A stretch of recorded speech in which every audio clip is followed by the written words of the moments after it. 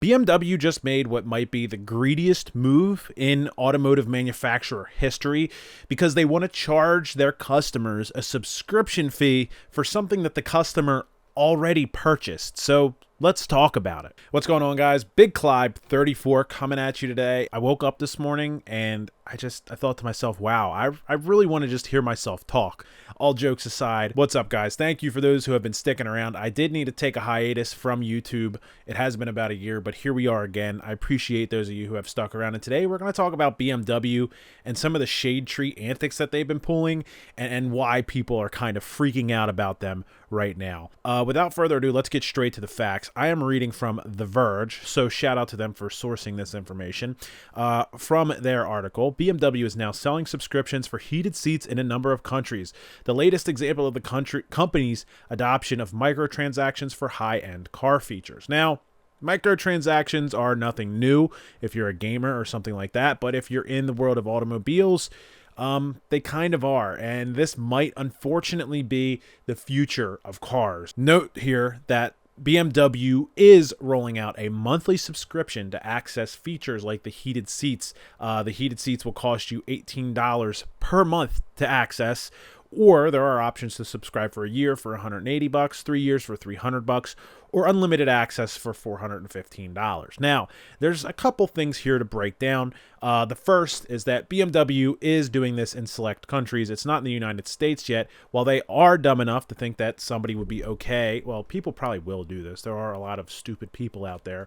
They were at least smart enough to not do it in the United States first and try it out in some smaller countries like South Korea to see how it was going to go before inevitably it blows up in their face. So the hope here, I guess, is that when this stupid idea gets exposed for being stupid, they're just going to sweep it under the rug and pretend like nothing ever happened, and we'll probably all forget about it. Microtransactions are undoubtedly coming to your car, but I feel like the successful ones are going to be a company providing an additional service that adds to your benefit of driving the vehicle and is something that actually needs to be updated and maintained to justify the money that you're spending. You know, another example of a company that's using microtransactions, and it actually makes sense, is Tesla. So they have their Autopilot deal, which you can buy. I think it's like up to $10,000 to $12,000 now.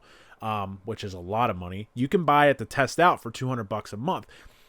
But Autopilot, unlike heated seats, is not a legacy feature that just, once you install it in the car, that's it. You don't have to maintain it. Autopilot is something that Tesla is constantly working on and updating and this sort of thing. They are investing resources into this feature, which kind of, there's at least room for debate there. Like, is it worth the $200 subscription? Should they be charging a subscription for this feature? I'm not 100% sure, but it's at least more justifiable because they still have to work on the Autopilot versus BMW, who's just like, we already put heated seats in the car. Why not charge these people again anyway? It's ridiculous. And that kind of stuff is probably going to be hacked anyway, which we'll get to later in this video. When I thought of this microtransaction thing, naturally the first place that most people's brains go is video games. For me, I'm a Halo guy. Let me know what kind of games you like in the comments below. But basically, for those who aren't too familiar, when you buy some of these newer games, you don't even have to buy a lot of the newer games. They're free, and they're like they call them AAA titles, the good quality, high budget titles, right? So people buy these or get these free games, and then you have the option to unlock certain things by paying for it in the game. Like if you want to get skins or armor or a whole bunch of different like aesthetic things, people will shell out money, and eventually the game company, even though they gave the game away for free, they'll get a bigger player base. People dump hundreds of dollars into paying for skins for whatever reason, and you're going to make more money, which isn't a problem for the most part. But then you have the game companies. This is the type of company that BMW is acting like right now.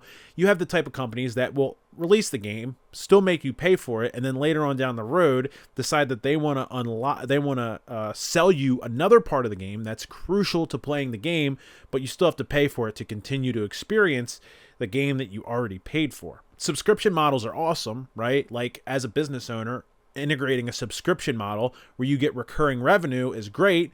And there's a situation where the automaker could put the subscription model in place, provide a service, and the person would be happy to pay for it. But taking legacy features like heated seats that you're this is the part that really kills me, is you're already installing it in the car anyway, and then you are then charging a subscription fee for something that, you know, BMW probably wants to act like, well, you don't have to turn it on. People are already paying for it if it's in the car. Like, it's already being paid for 100%. They're not giving you this stuff for free, and then they're charging you to turn it on. So it is ridiculous. This is an awful idea. They're also charging for other features like, what was it? Heated steering wheel, automatic high beams, and adaptive cruise control will also be hidden behind a paywall. Again, features that are already installed in the car that you have to pay a subscription fee to use. So BMW was vague with the details, probably because they knew there was a potential to get some big blowback here.